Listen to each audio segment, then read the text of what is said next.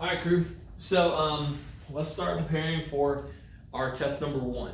So the big thing for me that I need you to understand is this. When you're studying for a college level test, which is what this AP test will be, you have to understand what you're in store for. Most oftentimes in college classes and in AP classes, class averages are somewhere, if this will let me write, class averages are somewhere often in the 60% range. Professors, AP teachers, we often make tests and the AP program itself that are very hard and challenging. And if you don't come in knowing your stuff, the overall average is really low. Now, what a lot of places will do is they'll curve that a little bit. So they'll add, like, let's say 20 points to everyone's grade to bring it up to an 80, or maybe 15 points to everybody's grade to bring it up to a 75. But whatever they choose to do, the point is your grade on this is going to be significantly lower than maybe you were expecting. And that's kind of how it goes. Granted, we're taking AP Environmental Science, and that's one of the top 5 most challenging AP courses that you can take. All right, so this is going to be a hard test for some of you, and it's going to be a struggle for some of you because you're not quite used to yet, at least, preparing for college level exams. But why I'm glad that you're taking this course is because it will help get you ready. It will teach you the habits you need to have to be successful at the college level. And the main thing is that when it comes to taking a test, if they give you a study guide, all of this information needs to be memorized. Okay? If you're in the college level, they're expecting you to be good learners. You've been learning for years. You should know how to learn, how to help yourself learn. Whether you do note cards, whether you make up songs for yourself, whether you write, whether you draw your notes, it doesn't matter. You should have some means of learning the material. All right? Like I said, if you were in my class for physical science, most of what we do in class is designed to help you remember things, so you don't have to study. Well, now you're having to study. This is what real life is like. Okay? Hopefully those biology courses you took, the physical science courses, the environmental science courses you've taken, have given you a good base of knowledge to make this easy. If it's not, you're going to have to spend a lot of time probably on YouTube looking these things up. That's what I do for my college classes. They give me a list of things I need to know. I read the book. If they give me one, sometimes they don't. I watch the YouTube videos they send me, or the videos like these that they make, and I just do the best I can. But I better come into that exam knowing all this basic information, because they're going to ask me to apply it. And if I don't have this down perfectly, I will apply it incorrectly and miss the problem. So let's start talking about some of these ecosystem principles. Biotic versus abiotic. Biotic, bio means life. So we're talking about living features. Abiotic, that prefix A means not. And so not living for abiotic. So biotic things, organisms made of cells, etc. Abiotic would be all the factors like the sun, the sand, the wind, the oxygen, the water, anything not living, not made of cells, made of matter or energy, okay? What is the biosphere? So the biosphere is the group of organisms that are living on this planet. All the organisms all together, because we all interact with each other. So we call it the biosphere, because it's the life on the sphere, on Earth. Okay, so all the organisms on the Earth. Life is controlled by the availability of abiotic materials. If we do not keep these abiotic factors safe, healthy, and available, if we don't take care of our water or don't take care of our air, okay, then what we end up having is we end up destroying life itself. Biotic factors cannot exist without abiotic factors to support them. In the oh dear game, we started talking about the use of resources. So in the oh dear game, I know we didn't get to play it like we would normally if we were face to face. However, the general idea was this. We started out with a certain deer population, and as they ate, right, or got their abiotic factors, they started to go up. But eventually, they reached this line right here. This little dotted line across. We call this line the carrying capacity. That's the maximum number of deer that we can have in this ecosystem before they are using too many of their abiotic factors, okay?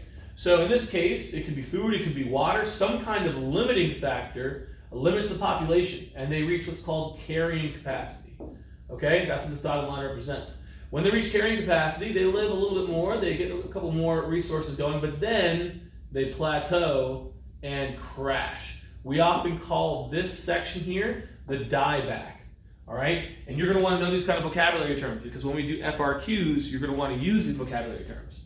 So you should be able to explain this graph in your own words. If you were practicing for the test, I would make sure that whatever I said here, you can say verbatim, all right? So we have a dieback of the population, and then once they die back enough, well, they can start reproducing again. So they go back up, and then they go back down. It's this constant cycle going above the line, below the line, until they find a nice, happy medium, okay, when they reach that carrying capacity and the line flattens out a little bit. Let me see, no definitions of carrying capacity and limiting factors. Again, limiting factors, any factor, biotic or abiotic, that limits the size of a population. So it could be predators, it could be food, it could be water, it could be any number, maybe sunlight if you're talking about plants. And the carrying capacity is the maximum number of organisms I can get into that area. No scientific notations, conversions to decimal notation. So you're going to want to be able to do what we call scientific notation. And that's not too bad, but I know for some of you it might be a little bit of a struggle. But honestly, the real answer is use your calculator. You will be able to use a calculator. And all you got to do is plug it into your calculator. If you're given these numbers, let's say 5.2 times 10 to the third power, or we'll say 2.2 times 10 to the negative 5 power. You have to be able to convert these, okay, into decimal notation. That means a regular number. So to do that, if you're doing it the normal way, right, by hand way, you'd look at the exponent here, we'd see it's a 3. It's a positive number. Positives always go to the right. So I'm going to move my decimal place 1, 2, 3 places to the right. Okay? And when I do move it 3 places to the right, I can erase these numbers back here. All right? And then I can do zeros in those spaces. So I get 5,200.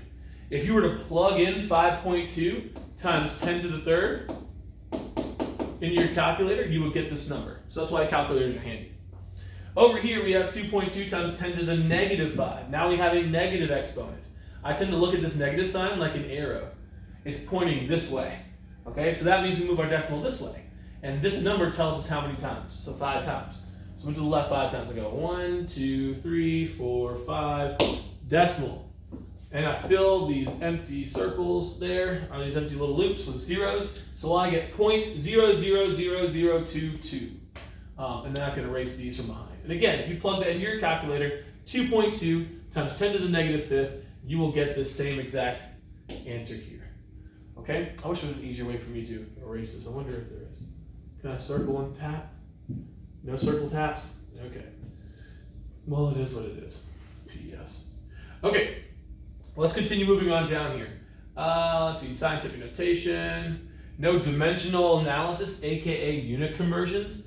I'm going to have a video of this up, but just always remember, if we're trying to convert meters per second into kilometers per hour, we're trying to do conversions here, we have to say, let's say it's 10 meters per second to kilometers per hour, then we have to do what we call canceling of units, okay? And we need conversion factors.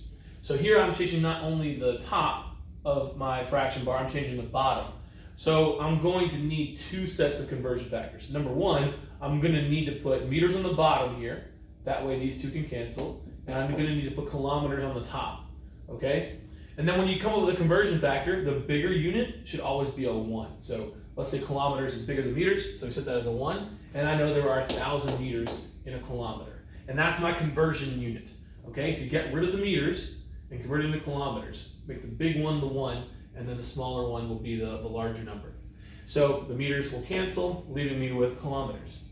Now, I also need to get rid of the seconds here. So how do I do that? I need a converting factor into hours. So now that seconds on the bottom, I'm going to need to put seconds on the top and convert it to hours on the bottom. Okay? That will enable me to cancel out the seconds, but I also need my units. So remember, hours are greater than seconds, so put a 1. And there are, I believe, 3,600 seconds in an hour, 60 seconds in 60 minutes, 60 times 60 is 3,600. And then all I do is I've canceled out my seconds, I've canceled out my meters, and that leaves me with kilometers per hour. And now I just multiply straight across. 10 times 1 times 3,600. That gives me, again, multiply by 10, just add a 0. Okay? 3,600 kilometers per hour. And on the bottom it's nothing but, I should rephrase that. It's not just nothing but 1s. So I got 1,000 on the bottom, which means I need to divide by 1,000. So that means I remove 3 zeros, and that leaves me with 36. Yeah. If that math's complicated, like I said, plug it into a calculator. It'll give you the same exact answer. Okay. All right, moving on down here. I'll have again another math video going over how we do that process that you guys should be able to use. Hopefully I'll make it this weekend, okay? Know the outcomes of competition. This is very, very key. We know competition sucks. It's a negative and negative relationship. It hurts both organisms. So in this case, in the outcomes of competition, we're going to want to change something, right? Number one, you can partition the resources. Instead of fighting over the same stuff, organisms will each take a section. They'll find territory, okay? That way they don't overlap and compete and hurt each other, okay? So resource partitioning, know that word. You also have competitive exclusion. So it's simple enough. You guys compete until one of you is excluded. So it could be one organism dies off and the other one takes over, okay? It could be resource partitioning is the way that it ends up. But dividing and conquering, right? Or not dividing and conquering, but dividing up and surviving. And then over here, one of them wins and the other one dies.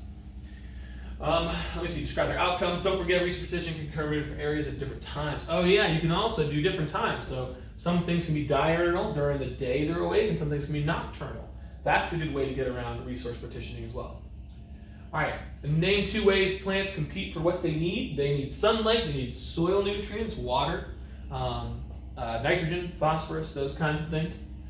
Know what a niche is. An organism's niche is basically its role, what it does in that environment, in that ecosystem. And that role could be what it eats, that role could be what it does. It's just the role it plays in that ecosystem. Everything has a niche. My niche is teaching, your niche is learning. That's your role, that's your job, okay?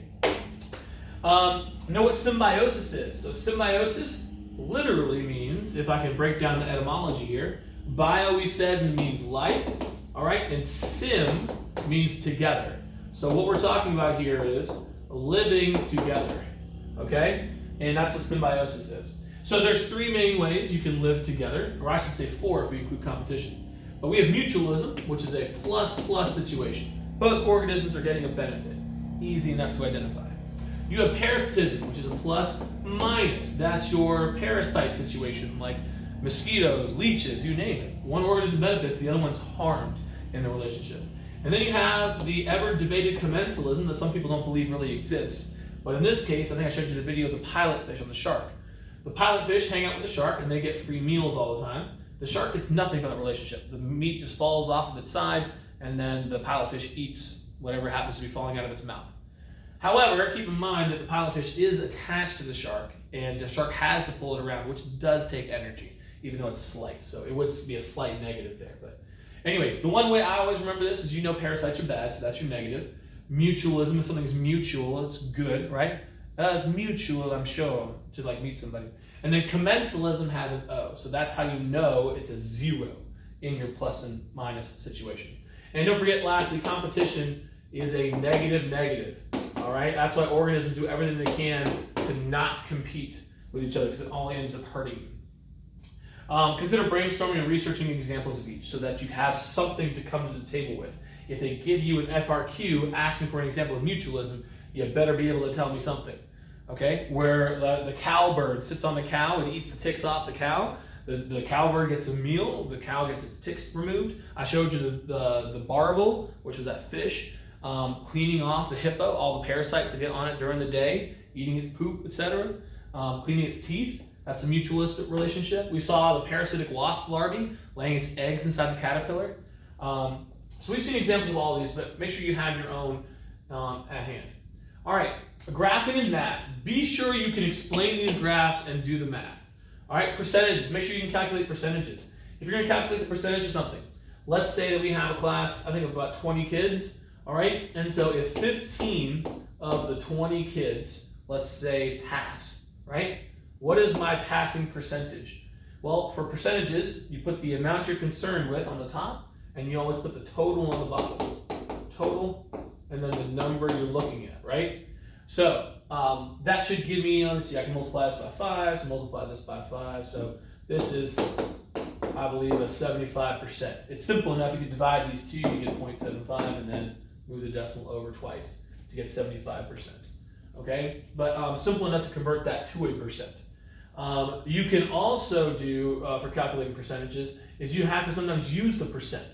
So to use a percent, you have to realize that percent is not a real number. a percent is a construct, so you have to convert that percent back to a decimal. So let's erase these right here and convert that 75% to a decimal. So that would be 0.75. You move the decimal twice over. It's percent per 100. So there are 2 zeros, so you move the decimal twice. Get 0.75. So if I wanted to find 75%, let's say 75% of our 500 students, okay? 75% of them like to smile, okay? So if you want to find 75% of 500, you convert 75% to a decimal, 0.75, and then you multiply and simply do the math. And then we get 0.035, and so 375, and 2 decimal places. All right. So 375 students out of 500 like to smile. Okay, they're just making these numbers up, but you kind of get the point. That's how you find the percent of something, is by changing it to a decimal and multiplying. And to find a percent, you simply have to divide what you're thinking about, the number you're concerned about, by the total. That gives you the percent. Okay, be sure you can convert it like inches to miles. All right, we talked about this, how to do that with the math above earlier. Or joules to kilocalories, you're gonna have to, they should give you conversion units like this, so I wouldn't be too worried. But how many joules in this many kilocalories? You're gonna have to use these conversion units. So what I do is I take my starting number, 2,239, and that's kilocalories, and I want to convert it over here into joules. And so I set my equation up like this: my starting point, my ending point, and then room for multiplication and conversion. So I want kilocalories to become joules. So that means I want kilocalories on the bottom to cancel out. I want joules on the top to become my answer. And then I need my conversion unit. Here's my conversion unit. The big one gets a 1. The small one gets the number of conversion there. And then it's a simple matter of multiplication. And you multiply these two things together to get the answer. Okay? Using your conversion units that they gave you and canceling out your units. All right. Moving on up to the east side, or the second page. Now, ecologists determine the type of symbiosis by using graphing populations. So they've now started graphing populations for examples. For this one, we have mutualism, which is a plus. This is mutualism. We see that A goes up and B goes up. So that should be obvious enough as mutualism. For here we have commensalism. Remember that 0. So 1 is not affected. That is a 0 slope for those who know their math. All right, and here we have B going up. All right, so we have a positive slope and a 0 slope. Positive slope, positive slope. Over here, we have a slight negative slope. It's going down, so that's a negative. This one's going up. That's a positive slope. So positive, negative equals parasitism. Okay? All right, continuing here to our graphs. Resource partitioning, remember, anytime niches, right, the roles, what they eat, what they do, anytime those overlap, you get competition. We don't like that triangle there. That's bad. We don't want that. So how do we get rid of it? Well, you can, what we call a resource partition. You diverge. The organisms will actually isolate from each other. So there's less overlap. And as a result, there's much less competition. Okay? So yeah, they restrict their niche, their role, so they don't overlap quite so much. The law of competitive exclusion says no two species can occupy the same niche and compete for the same resources in the very same habitat for very long.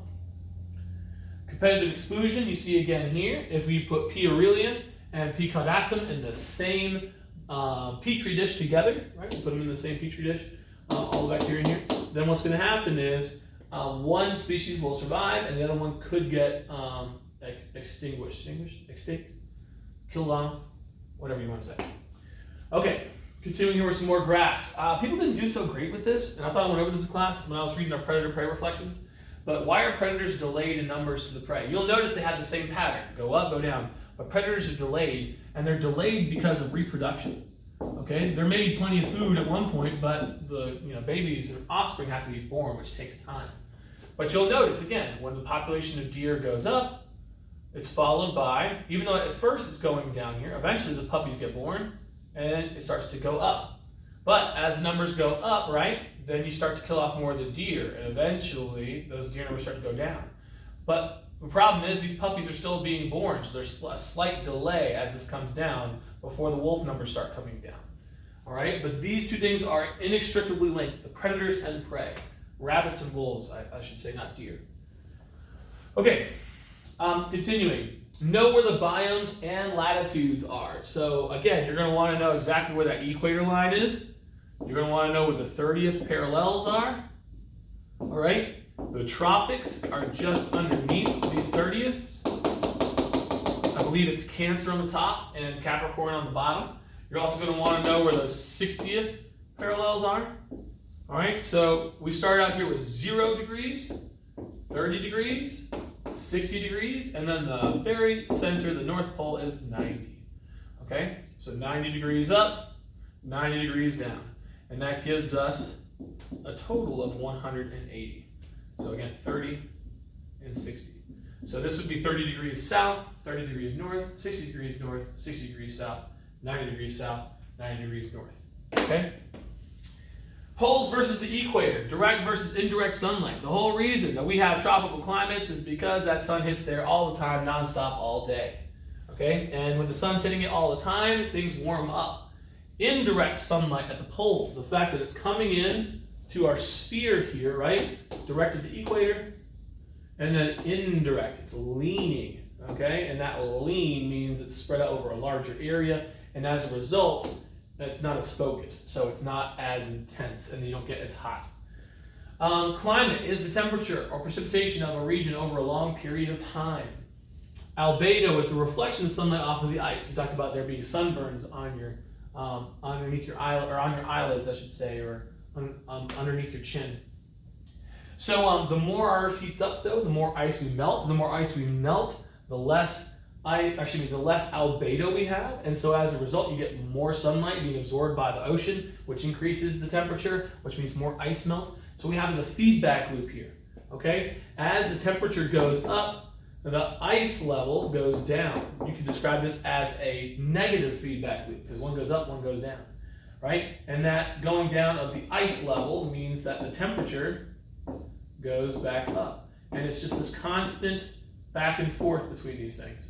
Okay, one going down, one going up. This would be a negative feedback loop. All right.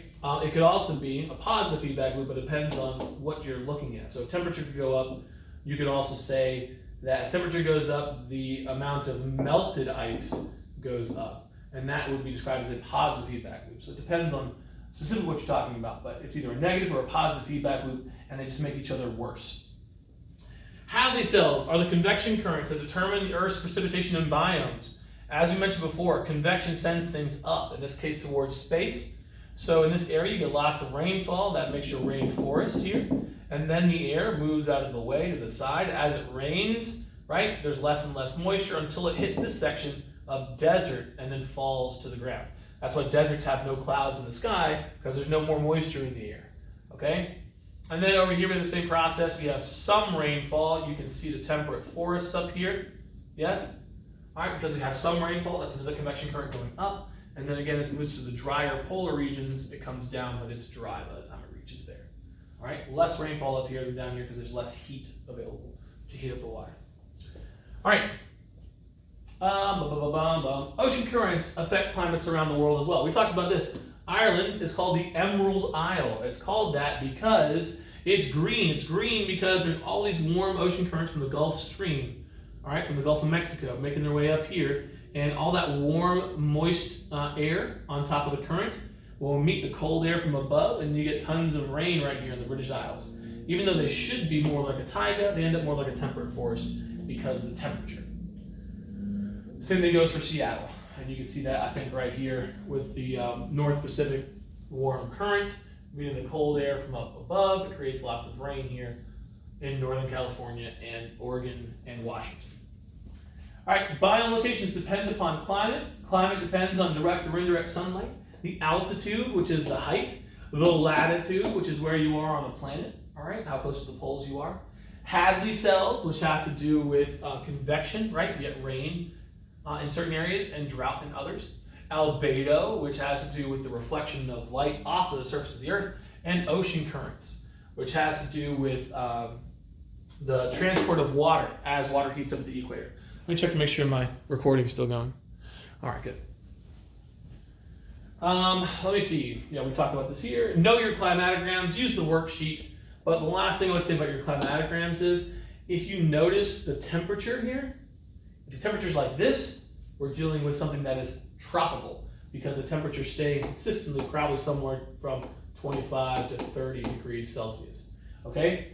Anything you see that's to 0 here and goes up and down, right, up during the summer and down during the winter, but doesn't get much below 0 on average, that's your temperate region. Okay? Because it doesn't get below 0 there very often, like it doesn't in Georgia, right? It doesn't get close to 0 often, but it doesn't really stay too far below 0. And that's in terms of Celsius, right? Not Fahrenheit. So that was 0 would be freezing, or 32 degrees Fahrenheit for you Americans. Okay, and then lastly, we have more Arctic climates. So you can have in the -20s here, that would be your more taiga-ish region, your boreal forest, and then maybe even down as low as -40 would be more of your tundra.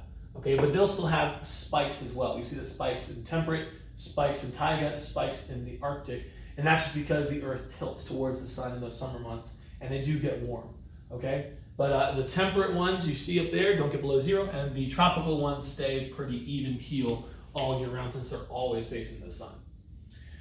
Be familiar with at least one producer from each biome. So know a cactus is the desert, we have conifers in the boreal forest, that kind of thing, and it's adaptations. You can see some examples here. Epiphytes are the rainforest plants that grow in the canopy, not even touching the ground because there's so much water everywhere. They don't really need to touch the ground. The rainforest and taiga supply a lot of the Earth's oxygen, about 20% or so each, from what I've seen. Maybe 10% each, somewhere in that range. Know the basic animal life of each biome. You should know where polar bears are found, right? That's pretty straightforward. Timber and water on the Earth are found in similar areas because of precipitation. So remember, we talked about this Hadley cells up here, all right? If I can find the exact spot. The only part you're going to find lots of timber was going to be where we have lots of rainfall. So at the upwelling here on the Hadley cells, okay? So the rainforest area, and then over here, the upwelling in this temperate forest region, okay? So how much timber you get depends upon where the rain is falling. Bringing it down, because we're almost there. Be sure you know how rainfall occurs, okay? So heat is applied to liquid water, rising air vapor condenses in the atmosphere, it rains down, etc.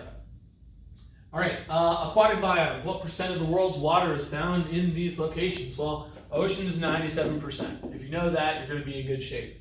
But pretty much everything else is just that 3% of fresh water. Okay, rivers, lakes, swamps, it's a small number. Okay, glaciers and ice, what fresh water we do have, okay? I think I'm blanking on the exact number right now, of course, but of the fresh water we do have, somewhere around 70% or so is going to be locked in ice. In fact, I think I have aquatic biomes pulled up here, and I can find it. So yeah, 70%, all right? Ice caps and glaciers. That 3% of fresh water, you see it spreads out here. We get 30% of the fresh water in ground, so that's 1% of Earth's water is locked underground. 2% or so here, right, is locked in ice, and very little is available to us as organisms of surface water, 0.3%. And of that, most of that is in lakes, most of that is in the Great Lakes, which we Americans have, and Canadians, swamps and rivers. So we only have access to like a super small amount, right? 0.3% of 3%, which is not a high number, okay? Let me see, where am I? All right, so what does this mean about the importance of protecting our water supplies? If we lose these things, we're in trouble because there's so little fresh water everywhere else.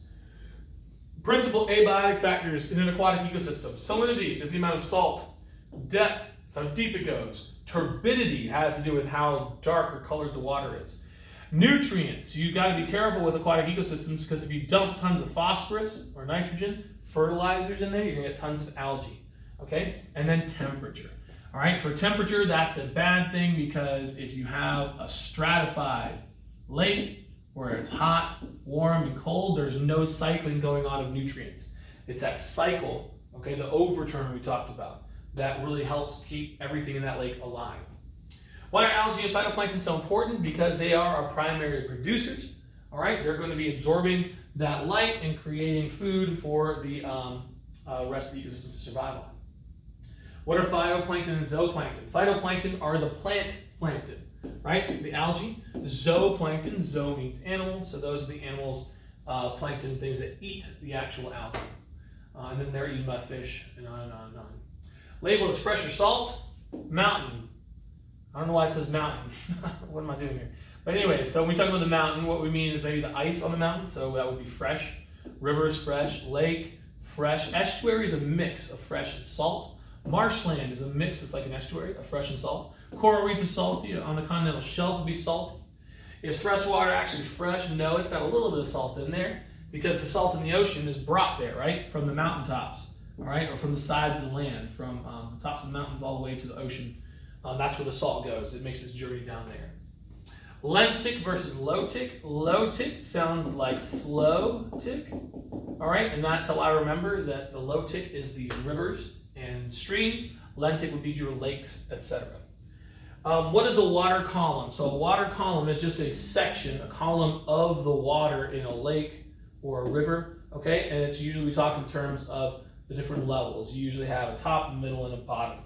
Benthic being the bottom down here, all right? That's usually lacking in oxygen. And then up here you have plenty of oxygen. This is usually called the photic zone or photic layer, but it depends on what you're talking about. But that's where light primarily travels to. The middle region doesn't have too much life because dead things fall to the bottom and benthic things eat them. At the top you have algae where things are being eaten, but in between, not a lot of things live because there's not a lot of algae to survive on or dead things to survive on. All right, vertical just means straight up and down. Why are some lakes and rivers so pristine, blue, and clear? Because they are oligotrophic. Oligo meaning few. That means they have very few nutrients in it. That's why they're so pristine and blue, because there's no algae. Why are some lakes and rivers so dark and brown? That's because all that fertilizer, all those nutrients have built up in the rivers and lakes.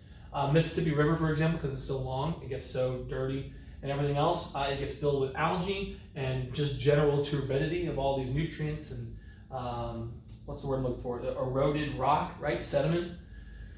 Model the lentic zones and know what abiotic factors are like in those locations. Don't worry about modeling those. I'd say scratch that out. Model the lentic zones. Don't worry about that so much. I would make sure I do know what a floodplain is. Okay? That's where the river stops when it meets the ocean and it spreads out. All right? So think of the Mississippi River, the floodplain. That's where New Orleans is. And it spreads out as it runs into the ocean. Okay? And floods the general area. What different types of stratification are there? So you can have a chemocline, which is a chemical one where you have maybe super high density stuff at the bottom in terms of salt and low density up here at the top. You can have a thermocline, which is the temperature.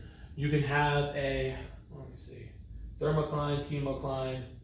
I'm blanking on the rest. I'd just focus on those two. I think if I were you, let me pull it up over here and see if I do have anything though. I think it's right. Is it here? Yes.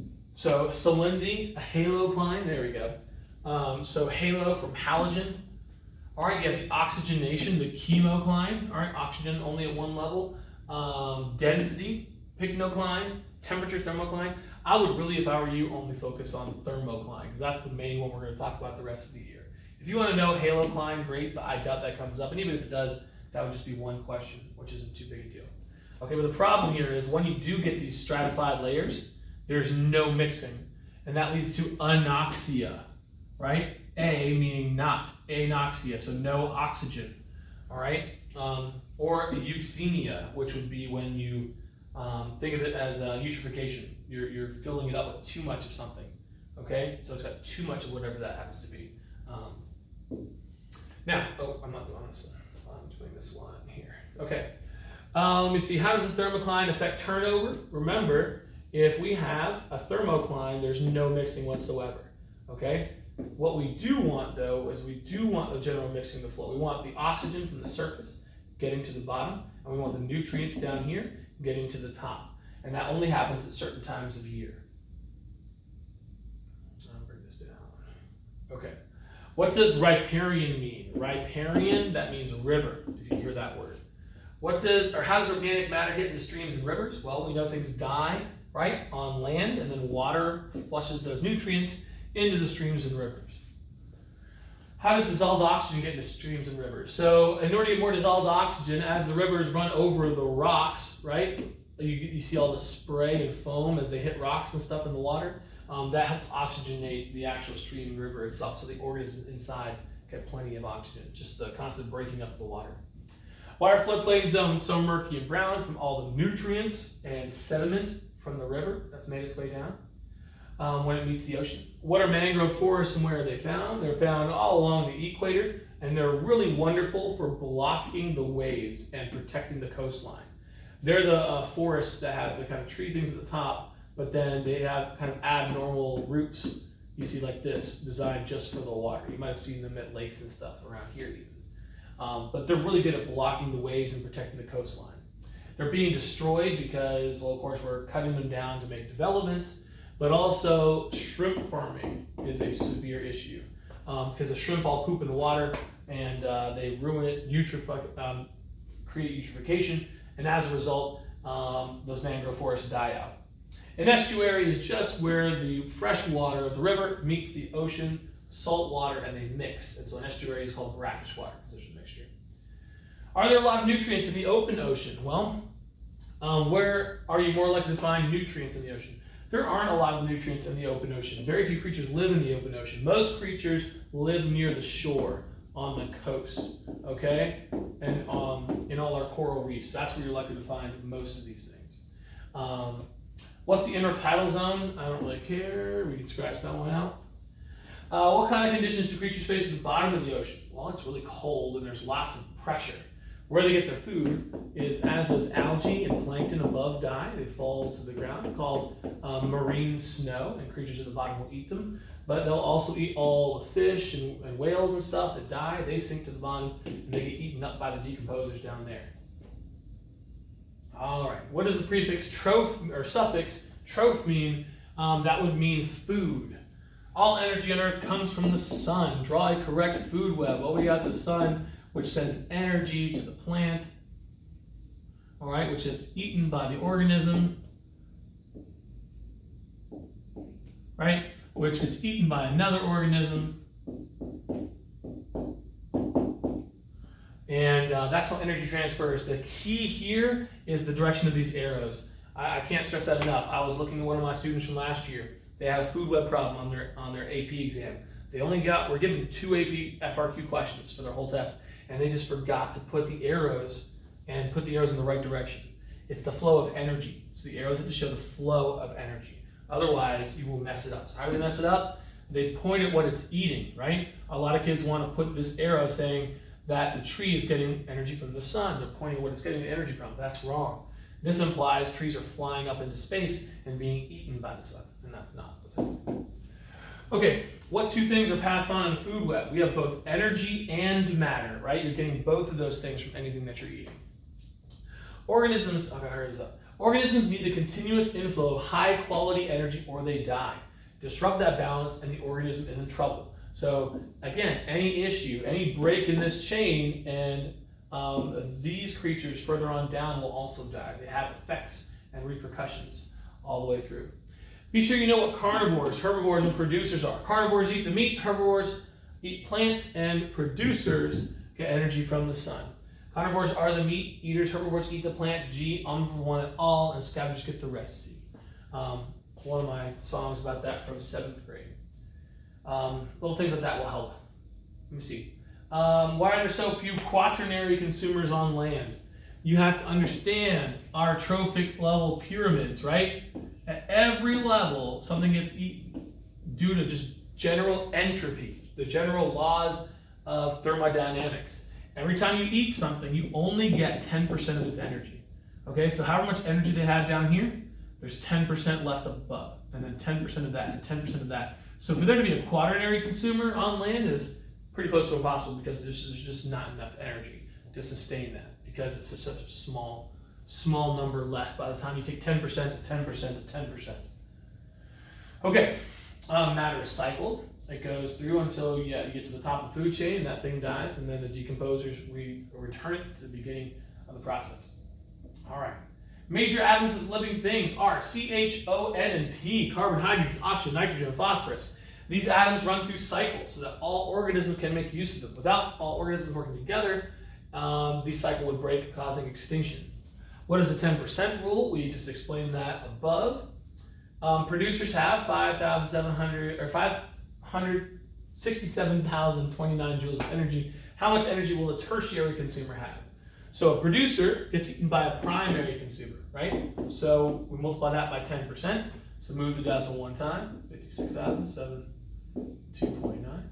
And then you have the secondary consumer. So again, multiply by 0.1, move the decimal one place, you get 5,670.29. And then you have the tertiary consumer, multiplied by one more time, move that decimal place over, 567.029 joules by the time it reaches the tertiary consumer. Primary consumer, secondary consumer, tertiary consumer, and there's your answer.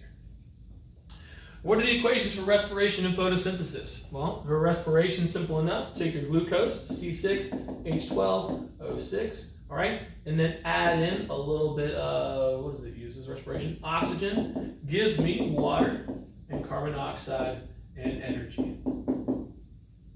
All right? And if you want to make the photosynthesis equation, you literally just flip this around this direction. Sunlight plus carbon dioxide plus water gives you oxygen and glucose. That's the equation for photosynthesis. They're just opposites of each other. Do plants do respiration? Of course they do. Otherwise, they wouldn't be able to gain energy. They do photosynthesis to make the glucose, respiration then to break it down, since they don't eat. In terms of primary productivity total, rank the various biomes. The main idea here for me is that you understand the rainforest, okay, or if they're including it, the ocean, are both very high in total primary productivity. How many plants they have, okay? The lowest, of course, are going to be your desert and your tundra, all right? Just think about how many plants they have. That's their total primary productivity, okay? In terms of average primary productivity, rank the biomes. So again, you'll have a similar situation here with the rainforest being at the top, even average.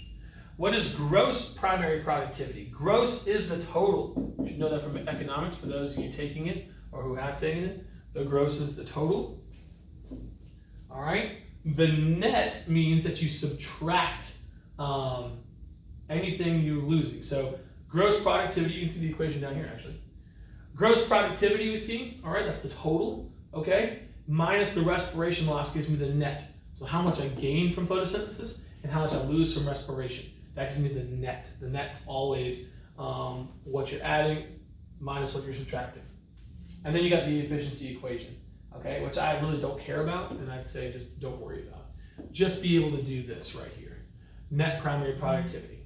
And there are some questions here for you to practice on as well, okay? Calculate the net primary productivity of the rice. And you can see the problem up there, and everything looks pretty straightforward. The insulation energy is 6%, gross primary productivity is 0.12. And the respiration loss is 20%. So you define the net primary productivity. The net would be the gross minus respiration. So the gross is 0.012 minus 20% of 0.012. All right, and that will give you the net primary productivity. And that's all I really care about. Why are some algae red in color? They're red because what is it I'm looking for here? Blue light penetrates the furthest through the ocean. Red light stops early. So to be algae deeper in the ocean, you need to be absorbing blue light, which means they appear to be red. How does that relate to the depth of the photo layer? So the photo layer only goes so far. At the lower levels, algae will be red because red light doesn't make it that far. So they reflect that light and instead work on absorbing blue light. Biogeochemical cycles I have talked about at length and I have modules for, so I'm not worried about going over with you. Okay? So that's Unit 1. Study it, know it, forwards and backwards. Make sure you explain it in your own words. Find someone in your family to listen to you talk through it. And as long as you know that and do your practice problems online on AP Classroom, you should be good. If you need me, as always, call me, text me, email me, and I'll help.